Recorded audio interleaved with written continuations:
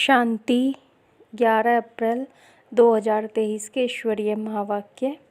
बाबा ने कहा, मीठे बच्चे, जीते जी मरजीवा बनो।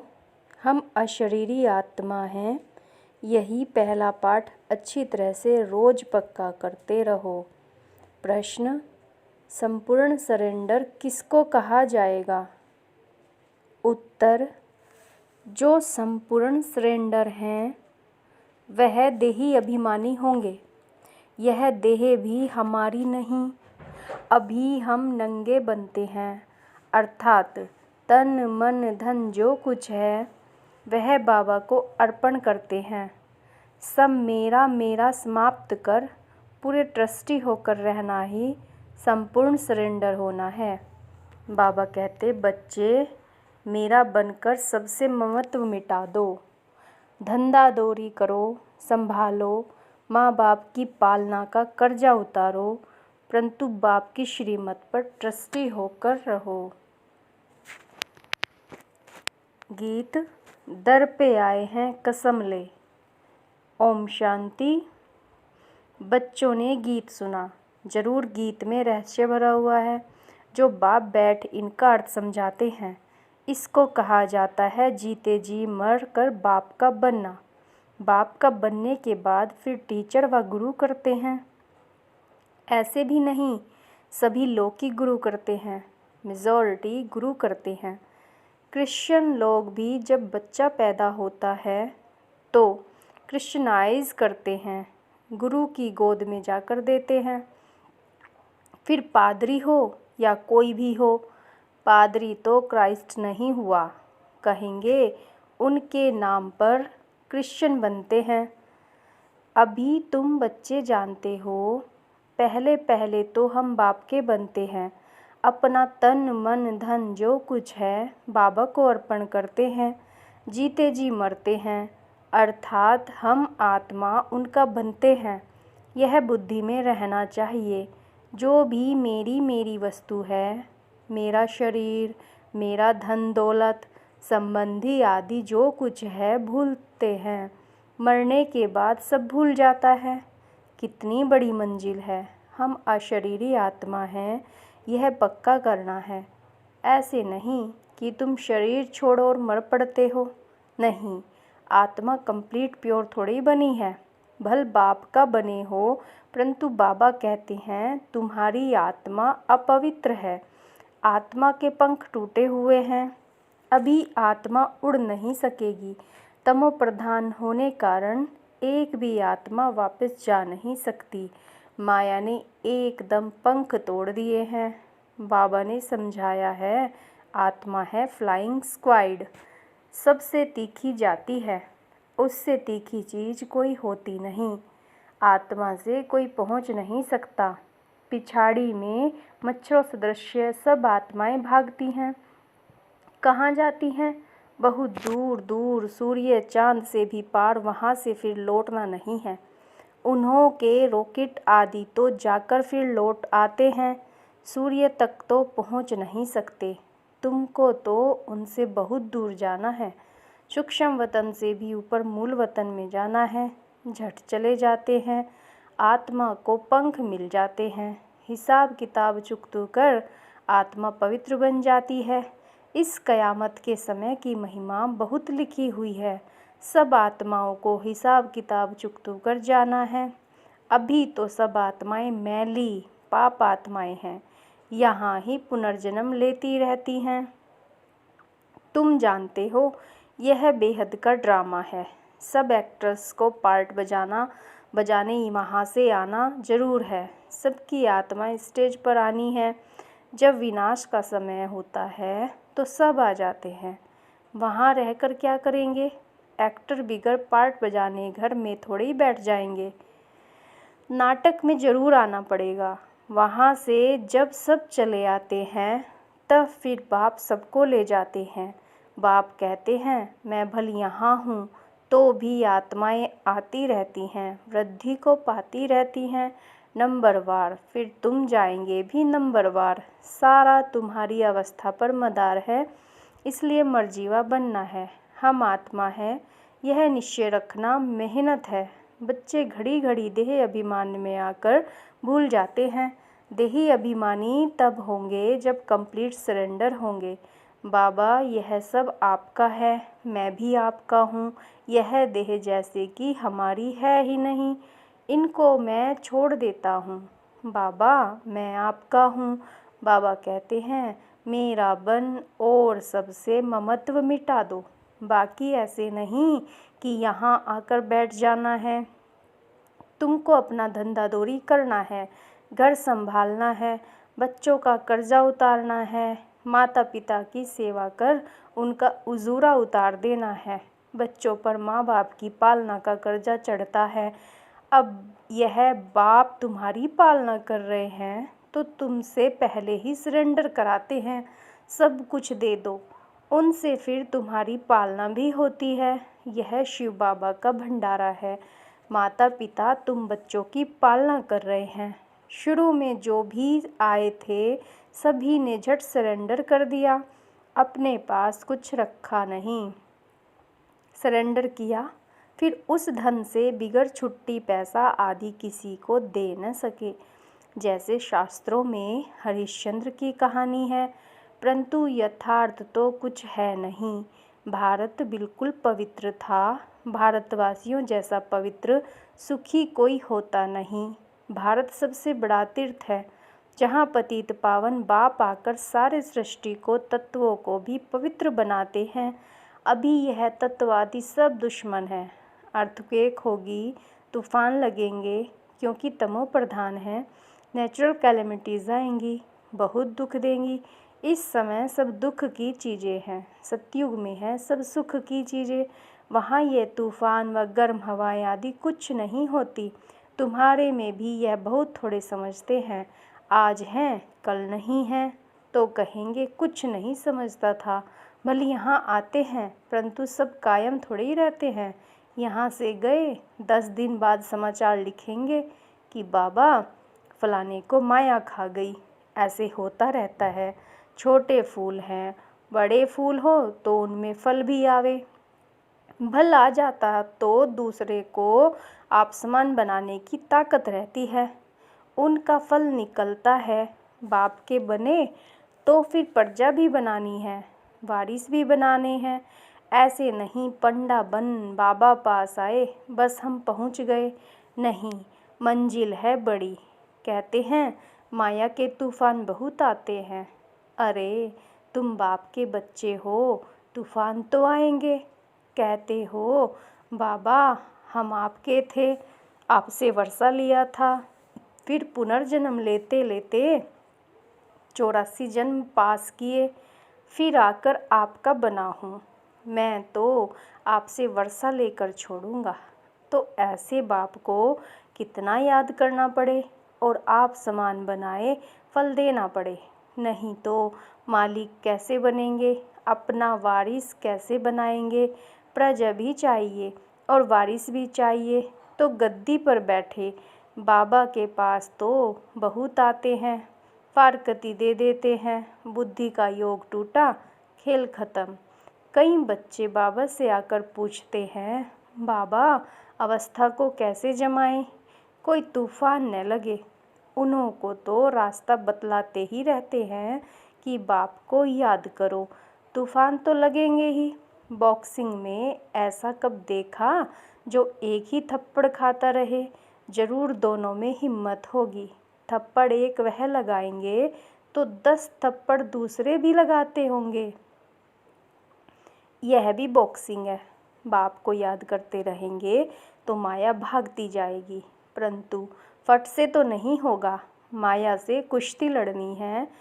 ऐसे मत समझो माया थप्पड़ नहीं मारेगी। भल कोई भी हो, बड़ी बॉक्सिंग है, बहुत डर जाते हैं।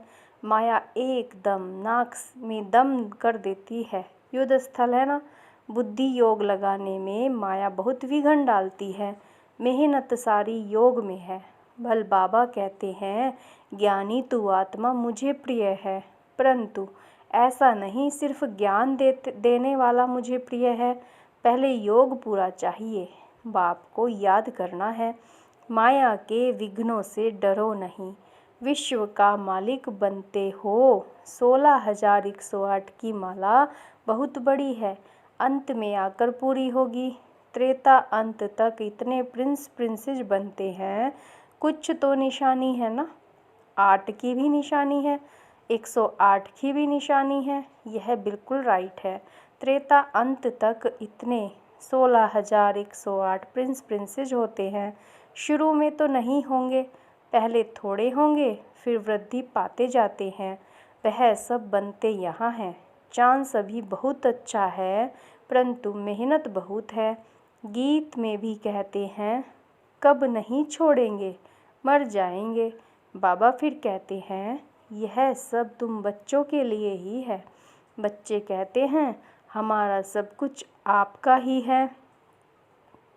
कहते हैं ना कि यह सब कुछ भगवान ने दिया है। अब बाप कहते हैं, यह तो सब खत्म हो जाना है, विनाश तो होता है ना। तुम्हारे पास क्या है, यह शरीर भी खत्म हो जाएगा। अब मैं फिर तुमको बदली कर देता हूँ, सिर्फ एक्सचेंज करते हो ना। तो बाप कहते हैं, बच्चे अशरीरी बनो, हमको याद करो, सभी सरेंडर करो। बाप कहते हैं, इन सब शास्त्रों आदि का तुमको सार समझाता हूँ। जो शास्त्र आदि पढ़े हुए हैं वह तो समझते हैं। बाप कहते हैं, मैं ब्रह्मा मुख द्वारा तुमको यह समझाता हूँ। मैंने कल्प पहले भी तुमको राजयोग सिखाकर राजा रानी बनाया था, फिर अब बनाता हूँ। कभी भी मनुष्य को गीता सुनाए, राजयोग सिखलाए, राजा रानी बना न सके, फिर गीता सुनने से क्या फ़ायदा। बाप तो कहते हैं, मैं खुद कल्प कल्प आकर तुमको स्वर्ग का मालिक बनाता हूँ। हमारे बनेंगे तब तो वारिस बनेंगे ना, हमारे बनेंगे तब तो वारिस बनेंगे ना। तो जितना तुम योग में रहेंगे उतना शुद्ध बनते जाएंगे। बाबा यह सब आपका है, हम तो ट्रस्टी हैं, आपके हुक्म बगैर हम कुछ नहीं करेंगे। शरीर निर्वाह कैसे करना है वह भी मत लेनी है।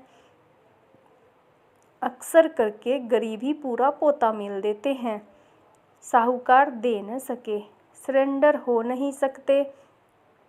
कोई विरला निकलता है, जैसे कि जनक का नाम है, बाल बच्चे हैं, जॉइंट प्रॉपर्टी है, तो अलग कैसे हों। साहूकार लोग प्रॉपर्टी निकालें कैसे जो सरेंडर हो। बाप है ही गरीब निवाज, सबसे गरीब माताएं हैं, उनसे भी जास्ती कन्याएं गरीब हैं। कन्या को कभी वर्षे का नशा नहीं होगा, बच्चे को बाप की जागीर का नशा रहता है, तो वह सब छोड़ फिर बैकुंठ का वर्षा लेना पड़े। दान हमेशा गरीब को ही दिया जाता है। भारत है सबसे गरीब, अमेरिका बहुत साहूकार है, उनको वर्षा देते हैं क्या। भारत सबसे साहूकार था और कोई धर्म नहीं था, सिर्फ भारतवासी ही थे। एक भाषा थी, गॉड इज़ वन। मैं one sovereignty, one religion, one language स्थापन करता हूँ। वन ऑलमाइटी गवर्नमेंट स्थापन करते हैं। वन से फिर 2, 3 होगी। अभी कितने धर्म हैं, फिर धर्म जरूर वन धर्म आना चाहिए। 5,000 वर्ष की बात है। मनुष्य समझते हैं फलाना मरा, स्वर्गवासी हुआ, शायद ऊपर चला गया।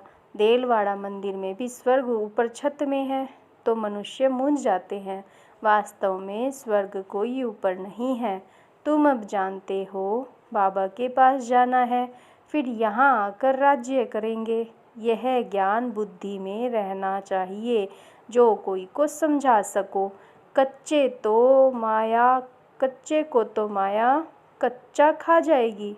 बाबा के पास समाचार आता है, फलाने ने एक ही ऐसा तीर मारा जो बस मैं बाबा का बन गया। शास्त्रों में लिखा हुआ है कि कुमारियों द्वारा बाण मरवाए, इसको ज्ञान बाण कहा जाता है।